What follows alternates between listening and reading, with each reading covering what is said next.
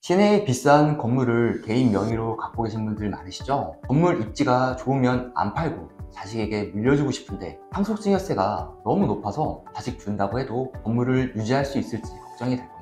아니면 팔고 더 좋은 건물로 갈아타려 해도 오래 보유하신 분들은 양도세가 워낙 커서 눈에 차는 건물을 다시 사기는 쉽지 않다 보니 그냥 갖고 계시는 분들도 많습니다. 세금 내면 자산이 쪼그라드니 이걸 어떻게 최대한 유지할까 하고 고민하시는 분들은 아마도 부동산을 법인 전환하는 것에 관심을 가져보셨을 겁니다. 부동산을 법인화하면 재산이 주식으로 바뀌게 되어서 훨씬 다양한 방법으로 재산의 이전과 거래가 가능하다는 장점이 있습니다. 내 명의 부동산을 법인으로 바꾸는 대표적인 방법이 현물출자 법인 전환인데요. 이번에 은행 VVIP 대상 세미나에 초대돼서 많은 질문들을 받았습니다. 역시 자산가분들은 건물 승계와 가족법인에 대한 관심이 뜨거우셨습니다. 오늘은 부동산을 법인화했을 때 장단점과 현물출자 법인 전환에 대해 설명드리겠습니다. 자산가분들은 왜 부동산 법인화를 해야 하는지 꼭 들어보시길 바랍니다.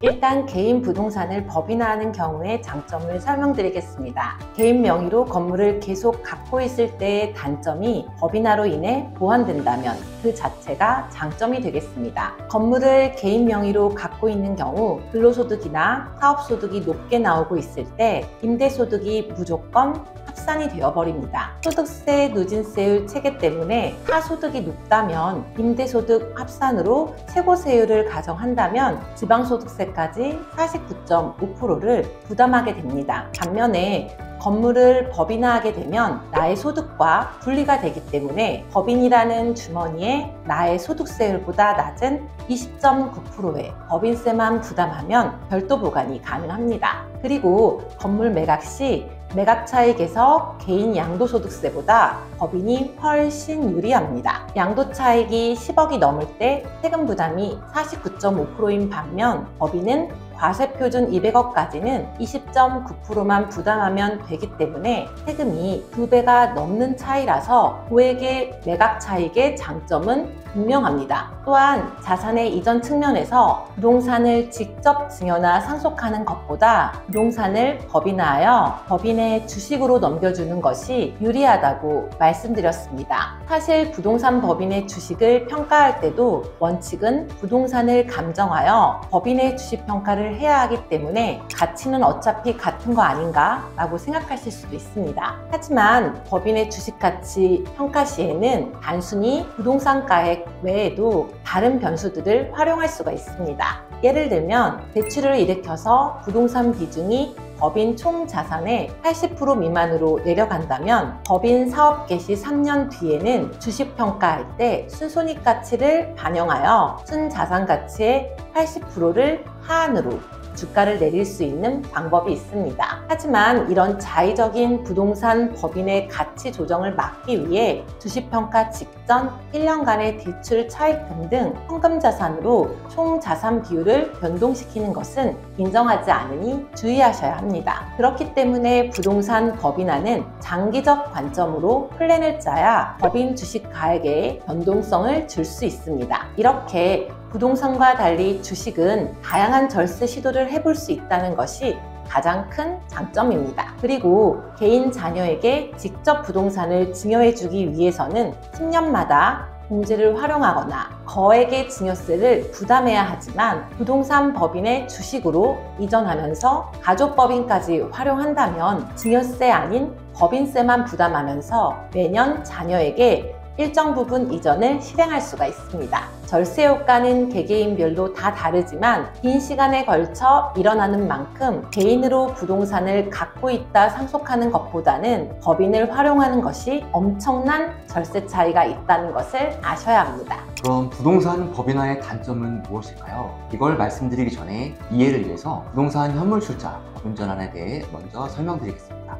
아버지가 개인 명의로 빌딩을 갖고 있다가 법인 전환을 하시는데 현금으로 법인 자본금을 넣는 것이 아닌 부동산 현물로 출자금을 가름하는 겁니다. 부동산을 법인에 넘기면 아버지는 그 대가로 법인의 주식을 100% 취득하게 되고 법인은 부동산을 취득하게 됩니다. 이때 원칙은 아버지가 부동산을 넘긴 것이어서 양도세 대상이지만 일정 요건을 충족하면 나중에 법인이 부동산을 실제 팔 때 법인에서 양도세를 낼 수 있도록 연기시켜주는 양도세 이월과세 제도가 있습니다. 여기서 단점은 법인이 부동산을 취득할 때 취득세를 일시에 내야 한다는 겁니다. 건물 가액이 크면 취득세만 수억이 될 수도 있습니다. 따라서 건물 외에 유동 자금이 없는 분들은 실행이 어려울 수도 있지만 부동산 담보로 대출을 받는다면 가능할 것입니다.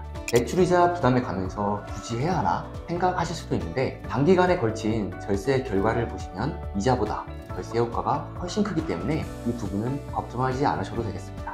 그리고 현물출자 법인 전환에는 법무사, 감평사, 세무사 등 여러 전문가가 협업해야 하고 온전한 자산 이전을 위해 10년 정도 장기간의 관리가 필요하기 때문에 수수료가 많이 듭니다.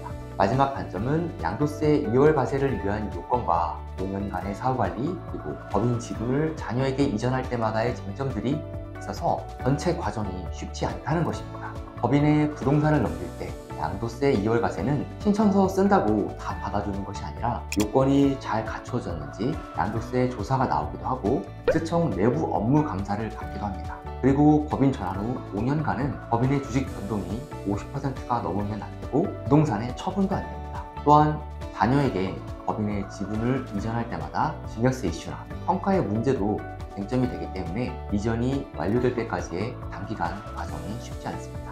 단점을 들으니 굳이 이걸 해야 할까? 이런 생각이 드시죠? 하지만 투자에서 하이 리스크, 하이 리턴이란 말을 들어보셨죠? 세무도 똑같습니다. 위험과 난이도가 큰 만큼 절세 효과가 크기 때문에 다들 시도하는 겁니다. 이런 복잡한 게 싫으시다면 엄청난 금액의 세금을 그냥 내고 끝낼 수도 있습니다. 하지만 다 내기에는 세금이 너무 많기 때문에 고민하다가 실익을 따져보고 결정하시는 겁니다. 그리고 어떤 리스크들 문제 없이 지나갈까 걱정하시는데 그렇기 때문에 경험과 역량이 풍부한 전문가를 찾는 것입니다. 세무법인 하나는 국세청 조사국 출신의 경험 많고 유능한 전문가, 세무사, 회계사들만 40여 명이고 원펌이기 때문에 집단지성으로 협업이 가능합니다. 가족법인을 전문으로 한 브랜드 헤리니티 서비스를 별도로 가지고 있어 가족법인에 대한 운영 노하우도 풍부하고 이러한 전문성을 인정받기 때문에 하나은행과 제휴를 맺고 VIP 자산가들의 상담과 용역을 진행하고 있습니다. 이거 수수료도 비싸고 복잡한데 그냥 둘까? 내가 상속세 내는 것도 아닌데 이런 생각하는 자산가분들도 많으실 텐데 상속세의 폭탄은 온전히 자녀가 받게 되는 겁니다. 내가 일평생 일궈온 가문의 재산이 온전히 이어지는 것이 후대를 위한 의미 있는 일이라는 것을 아신다면 그냥 망설이기보다는 조금이라도 실행하고 자녀가 자산을 이어받을 수 있게 세금을 줄이는 것이 더 현명한 선택입니다. 상속증여세가 걱정돼서 가족법인을 서둘러야 하는지 믿을 수 있는 가족법인 전문가를 찾고 계신 분은 고정 댓글 링크에서 저희 법인 홈페이지와 가족법인 브랜딩 헤리니티를 클릭해주세요.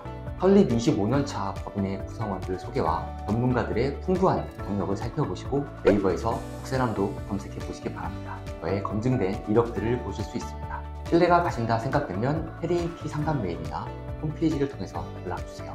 영상 봐주셔서 감사합니다. 가족법인 책을 쓴 가족법인 전문가 국세남, 상속증여 전문 세무법인 하나였습니다.